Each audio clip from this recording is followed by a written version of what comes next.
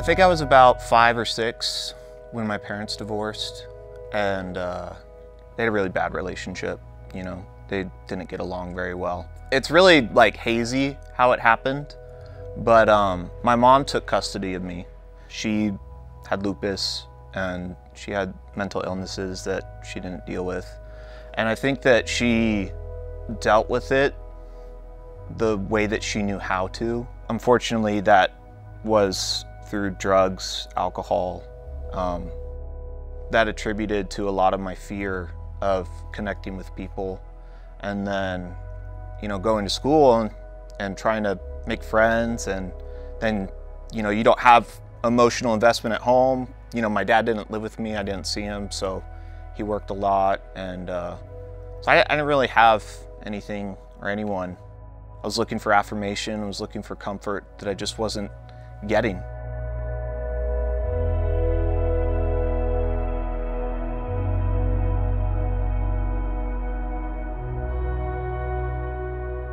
I was never really taught like what it meant to actually follow Jesus, you know, what it meant to be a Christian, you know, to really walk in the Spirit, you know.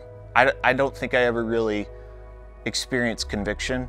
When I actually started reading the Bible, when I actually started to understand Jesus and started to understand like what that looked like, I was deeply convicted and turned away from everything that I knew was interfering with my relationship with God. I think I went too far though, and I became pretty rigid.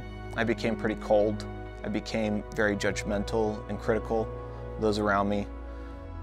I started to get really curious about doing drugs. Just something about like the idea of doing drugs was like really appealing to me. And so about a year straight, I was consistently smoking weed. I was experimenting with like kratom. My experience with smoking weed, for me personally, was not beneficial because of my mental illnesses. But what it did show me was how truly depressed I was, how much I dealt with anxiety, how much I was really suppressing and like dying and broken on the inside. I started to learn to tattoo, and I was kind of making tattooing like a little bit of a god, because I was like, I'm gonna be the best artist I can be, like trying to pursue my own glory in it. September 2018, I had a psychotic break. I didn't eat for 3 days. I didn't sleep for 3 days. I didn't drink water for 3 days. I broke. I laid in a hill of fire ants, and my whole body, head to toe, covered in ant bites. I was sent to mental illness or mental wellness center. I was there for a week.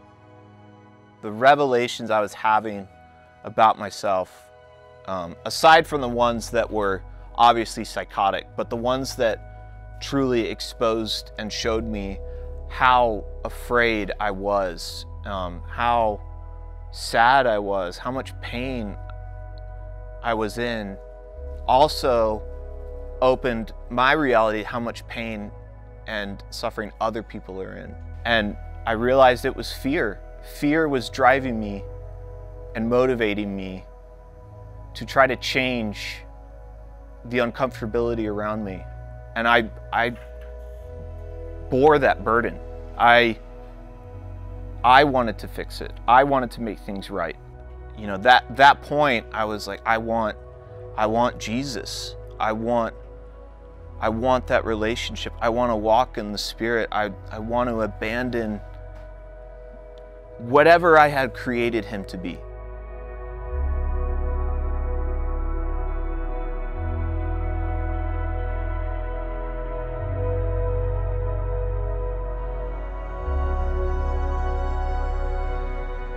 You know, there wasn't really a key moment, you know, where it was like an epiphany. It was just, you know, I was digging, and the more I kept digging, the more treasures I found.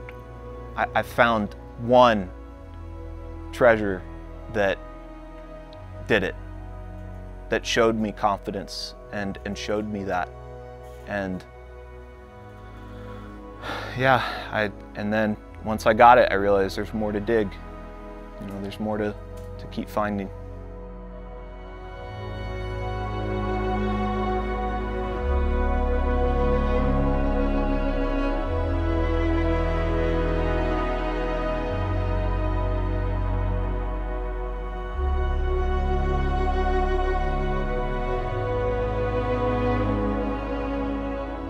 David, he was dancing in his ephod.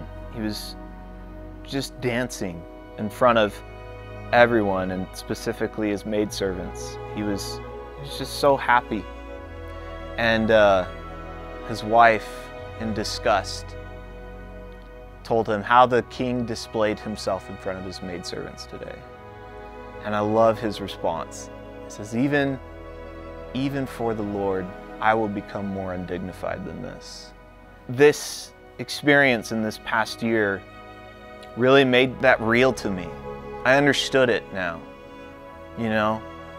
Not that I throw away integrity, but what it does mean is I don't have to be afraid to dance. I don't have to be afraid to be happy. I can be happy, and I don't have to beat myself up anymore. I don't have to prove anything to anyone. And even if they look at me and think how silly or weird or strange or odd, I can turn around and say, I'll become more undignified than this.